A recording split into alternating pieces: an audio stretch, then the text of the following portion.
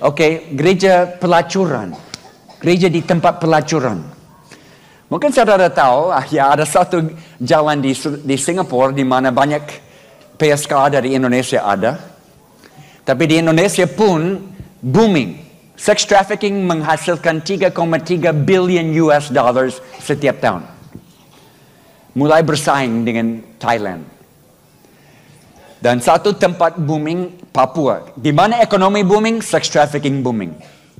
Dan 15 menit dari rumah kami ada kota pelacuran. 400 pelacur yang diekspor dari Surabaya, dari Jalan Doli dikirim ke Papua. Ya, terima kasih sumbangan dari Surabaya. Dan semua pub, semua disco untuk mensupport, mendukung itu. Beberapa tahun lalu, gereja-gereja kumpul dan palang jalan masuk ke tempat ini. Saya lewat hari itu, saya menangis. Karena saya tahu kalau ini ditutup, wanita-wanita ini akan ke tempat lain dan meneruskan satu-satunya profesi yang mereka tahu. Mana ada gereja yang mau terima mereka ke dalam gereja? Jadi istri saya dan beberapa ibu mulai masuk kamar ke kamar. Bawa sedikit makanan, sedikit obat. Tapi apa keperluan wanita pelacur? Harga diri. Semua harga diri dirampas dari dia. Karena dia hanya barang kenikmatan untuk orang lain. Jadi istri saya pakai pelayanan mendengar. Tidak harus bicara banyak, hanya mendengar. Karena tidak ada orang yang mau dengar mereka. Memberi harga kembali. Dan satu persatu mereka percaya Yesus. Tapi mereka tidak bisa lari keluar. Ada yang bilang, Jim, kalau mereka bertobat, mereka harus keluar. It's not that easy. Kalau mereka lari, akan dikejar, dibunuh. Mereka punya hutang yang begitu tinggi, tidak bisa bayar. Dan mereka lama di dalam lingkup sosial itu. Semua dukungan ada di situ. Mereka tidak bisa bayangkan hidup di luar. Jadi harus bikin lingkup sosial baru. Di mana mereka saling mendoakan, buat PA, bikin gereja di tempat pelacuran.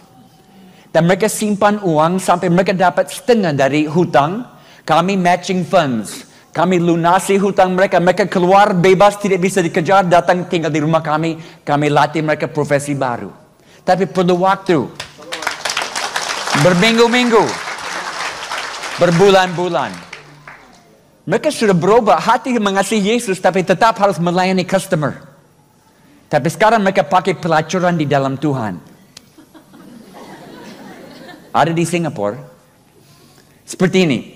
Ada kelompok laki-laki yang saya pimpin. Ini bukan pria sejati. Ini pria yang belum sejati. Masih pukul istri, masih minum. Tapi mereka belajar Alkitab dengan saya supaya hidup bisa baik. Satu malam ada laki-laki baru gabung. Saya tanya, Pak, dengar tentang kelompok kami dari mana? Dia sedikit malu. Ya, saya dengar dari pelacur. Terus saya mau dengar ini. Ya, minggu lalu saya masuk tempat pelacuran, saya masuk ke kamar dengan wanita ini dan dia mulai cerita-cerita dengan saya. Dia tanya, Bapak tidak punya istri? Saya jawab, ya, saya punya istri. Dia tanya, Bapak tidak punya anak? Saya jawab, ya, saya punya anak. Dia tanya, kenapa Bapak datang ke sini, ke saya? Kenapa tidak pulang ke istri dan anak-anak? Saya bingung. Saya belum pernah dengar pelacur bicara seperti ini.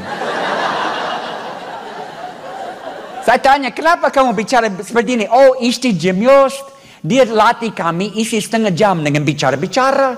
Tidak harus lakukan seks, tetapi tetap harus dibayar. Itu pelacuran di dalam Tuhan. Dan malam itu Bapak itu terima Yesus. Pelacur yang bawa dia. Gereja tanpa tembok. Gereja yang terang di tengah-tengah kegelapan di mana-mana.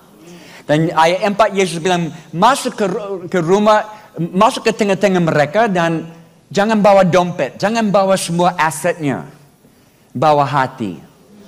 Semua pelayanan mulai dari hati, bukan dari uang.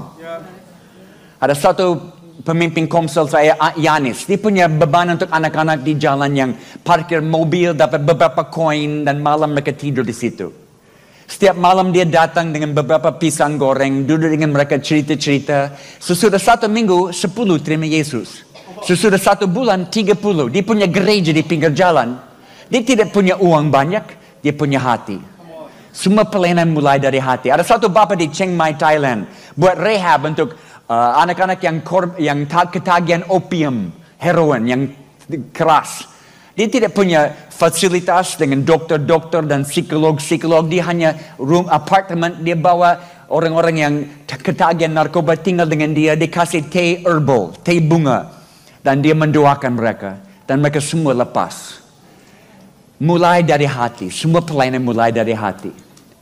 Dan Yesus di ayat 4 akhir. Dan jangan salaman dengan orang di jalan. Yesus, kami orang Indonesia. Kami lihat teman, hey, how you doing? Apa kabar? Jangan salaman dengan dia. Ya, Yesus bukan orang Indonesia mungkin. Apa artinya? Ada banyak pelayanan yang baik. Hanya satu pelayanan yang urgent. Tuayan. Ini waktu tuayan. What are you waiting for?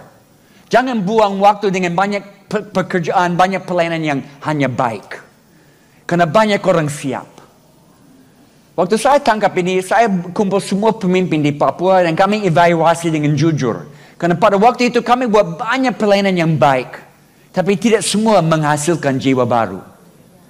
Dan kami memutuskan semua pelayanan yang tidak menghasilkan jiwa baru, stop. Dan hanya meneruskan pelayanan yang ada hubungan dengan tuayan. Dan itu baik. Karena sekarang semua pelayanan menuju kepada tuayan. Semua komsel, semua cool. Ada pelayanan di luar tiap minggu. Setiap pelayanan musik, pelayanan di luar. Setiap ajaran di gereja, ajaran untuk bawa keluar. Semua fokus di luar, bukan di dalam. Dan Yesus, di ayat berikut, dia bilang, cari orang yang damai. Orang yang buka rumah dan bilang, ayo masuk ke dalam. Orang yang punya persiapan super alami. Seperti Cornelius di dalam Kisah Para Rasul 10. Dia bukan Kristen, bukan Yahudi. Tapi Tuhan datangi dia dengan penglihatan, dengan beritahu akan ada orang datang ke rumahmu, berikan kabar baik, dengarlah. Dia siap. Di kota lain Tuhan datangi Petrus. Mau minta dia ke Cornelius, tapi Petrus, kami pakai kata di Indonesia, di Papua, Petrus kepala batu. Perlu 2-3 kali Tuhan yakinkan Petrus untuk pergi. Tangkap ini. Tuhan bicara kepada non-Kristen sebelum gereja sadar. Tuhan buat sesuatu. Mempersiapkan tuayan di umum, di sekular. Sebelum gereja sadar sesuatu siap. Wow. Akhirnya Petrus pergi. Dan masuk dia bicara dan Cornelius dan seluruh isi rumah terima. Bukan karena Petrus pintar. Tapi karena Tuhan sudah siapkan mereka.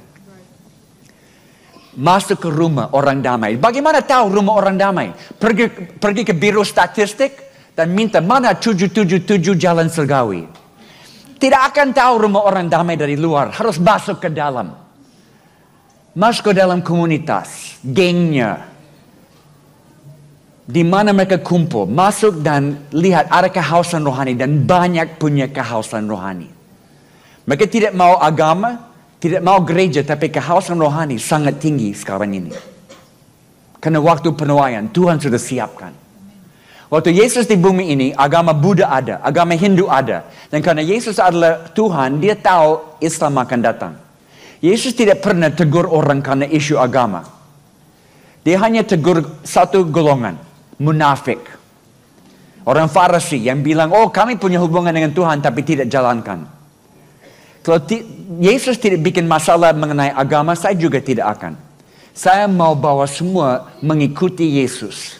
Dengan apa yang bisa. Ada di semua kekuatanmu, ikut dia dan jangan stop sepanjang hidup. Itu pemuridan.